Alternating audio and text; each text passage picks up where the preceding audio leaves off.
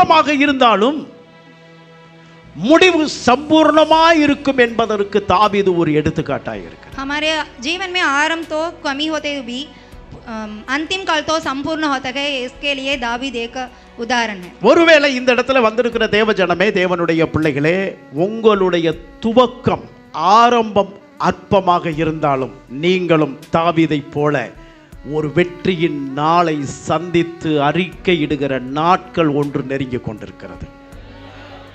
यहाँ आए हुए लोगों के पास मैं कहता हूँ कि आपकी जीवन में शुरू की काल तो बहुत कमी होते तो भी एक दिन आप दाऊद जैसे एक बड़ा जय पाने वाले हैं. தாவீதை பற்றி நாம் பார்க்கும் பொழுது தாவீது அவர்கள் வீட்டிலே எல்லாருக்கும் கடைசியானவன். ये दाऊद उनके घर में तो बहुत छोटा था. அவன் தன்னுடைய சகோதரர்களில் கடைசியானவன் மட்டுமல்ல, அவன் தன் வாழ்க்கையிலே அவன் குடும்பத்திலே மிகவும் மிகவும் மிகவும் கடைசியானவனாக ஒதுக்கப்பட்டான்.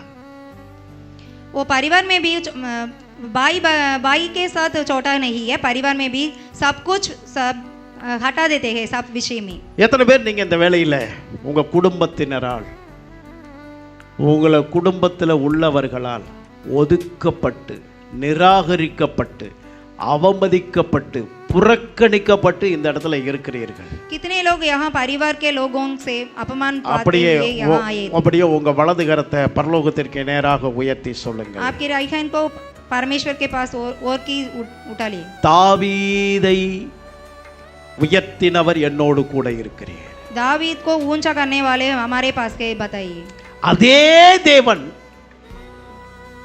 என் வாழ்க்கையிலும் ஒரு பெரிய மாற்றத்தை கட்டளையிடுவேன்.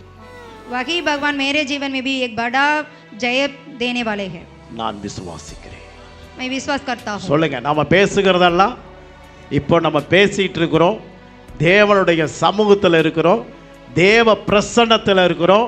நாம் அறிக்கையிடுகிறவைகள் எல்லாம் சிருஷ்டிக்கப்படும். क्या हम सभा में बोलते रहते हैं वो सब परमेश्वर से पूरा होना चाहिए.